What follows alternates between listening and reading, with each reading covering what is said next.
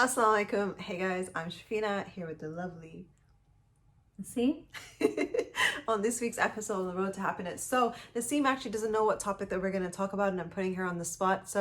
And she was just asking me what are we actually talking about this week. So the topic that we're going to talk about, I have some actual questions for you. Okay. Yeah, so this is a little bit different. And so we have spoken about, Naseem, in the past. We've spoken about what we should look for in a spouse to be, yeah, like a partner, you know, for the guys, what they should look for in the girls, and the girls and the guys, vice versa, which was quite similar. But I would like to know, obviously with Personal Match UK, you are interviewing like lots of different people, and you're interviewing men and women. So my question to you is, the men know what they should be looking for, but what do they actually look for? That's a good question. Thank you for putting me on the spot there. You're welcome.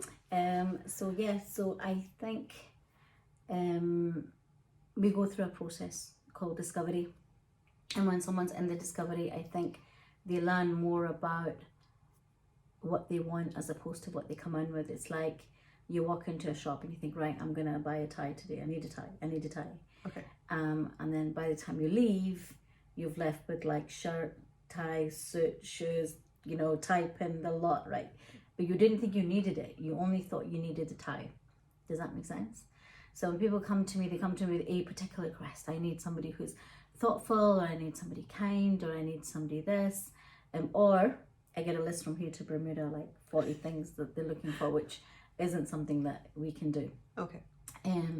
But I think the beauty of working with us, to answer your question, is it's an investigation. So when we do the discoveries, the person themselves, like you did to me today, I didn't know what we were going to be talking about. No. The person themselves, when they come through our discovery process, they don't know what they're going to discover about themselves. So we take them on a journey of discovery for them to understand, actually, I thought I needed this, but I actually need this. So it's a very unique journey. Wow. Okay. So basically, what you think, so the person comes in, and what they think that they're actually going to ask for, you actually show them what they actually really think. Yeah. So initially they have an idea. Can I ask, may I ask, what's the number one thing on this list from here to Bermuda? Usually, like, what's a common thing that everyone... For men? Yeah, please. It's a no-brainer. What do you think it could be? Is it how they look? Attraction. Attraction is always the top of the list for men, always. So you said for men? Yeah. So for women it's not attraction? There is, but I think they have a more holistic approach. They have a more balance overall. Okay. They're looking for a caring nature, they're looking for a leader, they're looking for family oriented person, they're looking for a spiritual person. They come to the table with more a more thought out process, I think. And I think it's not a negative on the men. It's just, unfortunately, as we spoke about earlier on, men who mix in men's circles, they're not going to be able to hear a different perspective unless they hang out with their moms or their sisters, or they've got female friends or cousins or whatever. They're not really going to get a female perspective. They're only going to, if you hang out with males all the time, you're just going to always get a male perspective. Hence the reason it's really important when I interview men and women, I get the perspective of both, and I learn as men speak to me and think, like, this is what's important to me, etc. But the biggest key thing is unraveling the discovery process, and for the person to be absolutely crystal clear, knowing, okay, you know, this is what I actually need. Right. Okay. So you help them figure that out eventually. So, okay. So now we know that men obviously look for, they want someone that's attractive to them. Yes, and again, it's unique thing. One person could be very attractive to one person, not so attractive to another person. And it's not, and I think that, to be fair, I'm going to be honest with you. Tom. I'm going to use some secrets here. I think, first time you're hearing secrets from me, I think that they go in with the envision that, yeah, I have to be attracted, it has to be attracted. But when they meet an attractive personality, they meet somebody with a nice smile, they meet somebody who's respectful to them, their subconscious doesn't realize it, but they find that attractive as well, but they haven't connected the dots. They're only just thinking visual attraction. But then when they have conversations, they understand that they enjoyed that conversation, they understand that they were comfortable in that conversation, but they haven't connected the dots yet.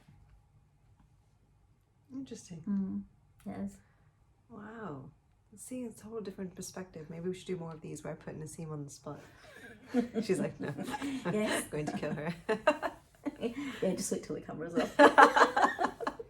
Oh man, you know, like this, alhamdulillah, since we started these podcasts, I just want to say, like, I feel like our friendship or relationship has just grown in such a beautiful way, mashallah. Mashallah. All praise to Allah subhanahu wa ta'ala. Definitely, definitely. Good, we're blessed. Yeah, and hopefully you guys are sort of gaining some sort of inspiration in this one.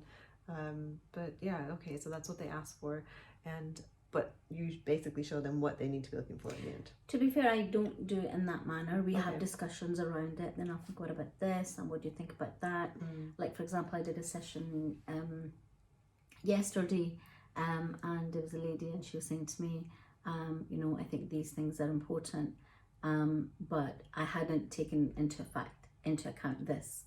So independent, you know, really good job, has been looking for some time, but didn't take into account how her mindset had changed as a lady in her early 30s, as opposed to how she felt in her 20s. So she still had the same requirements, because you're still single, but you've moved on 10 years in life. So if you're looking for in your 30s what you thought you needed in your 20s, the reevaluation is another great thing that you can say, actually, this is more important on the scale of things. This is more important than that for me. And it is a unique journey. I'm not going to lie. It is a unique journey. It is indeed. It is.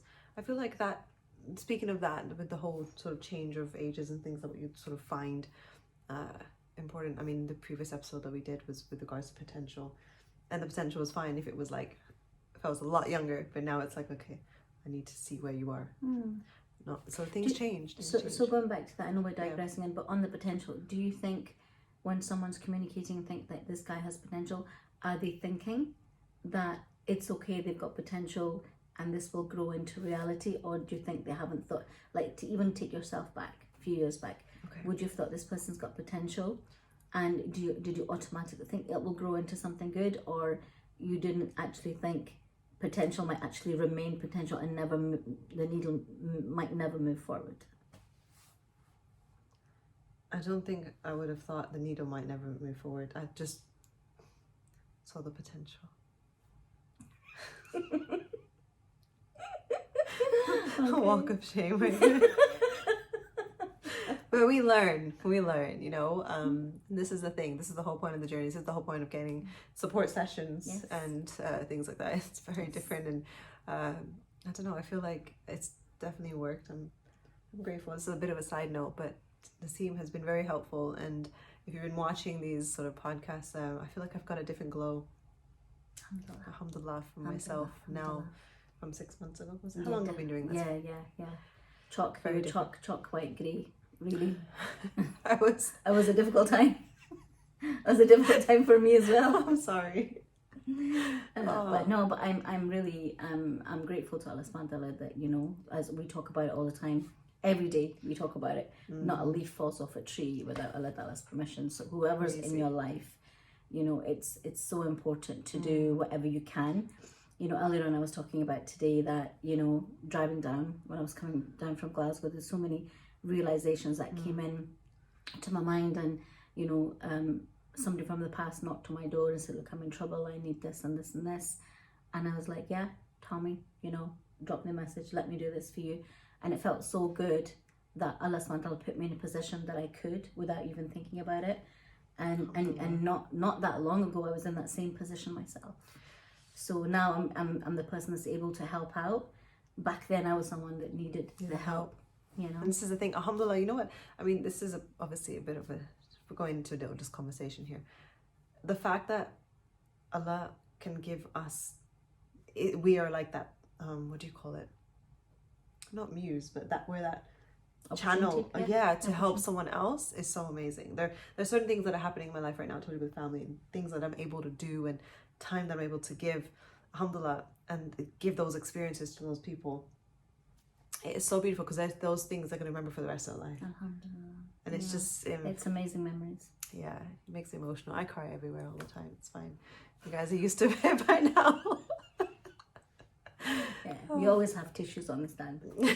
Yeah, but I think today it's just been such a beautiful day. It has been really nice. It has been nice.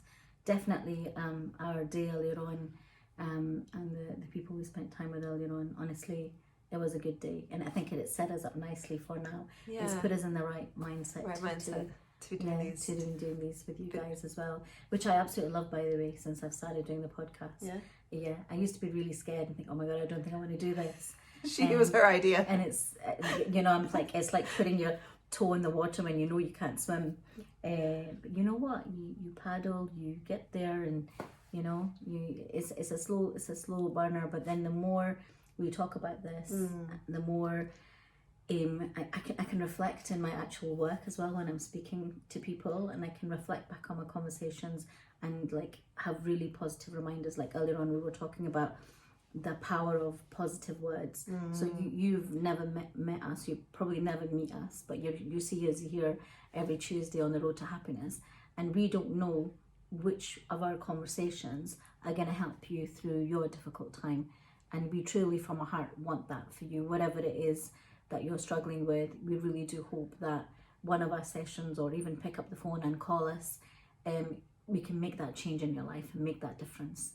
And you are that person that are now living your best life.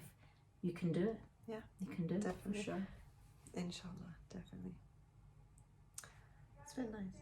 Yay, cool. We'll leave it here until the next episode of Road to Happiness, and I hope you guys enjoyed this one, and let's see if I'll put Naseem in the hot seat again. Yeah, let's do that. Yeah. Assalamu alaikum. Take care. Thank you so much for taking the time out to listen to this podcast. If you found this beneficial, give this video a like and hit the subscribe button to be notified for the next episode.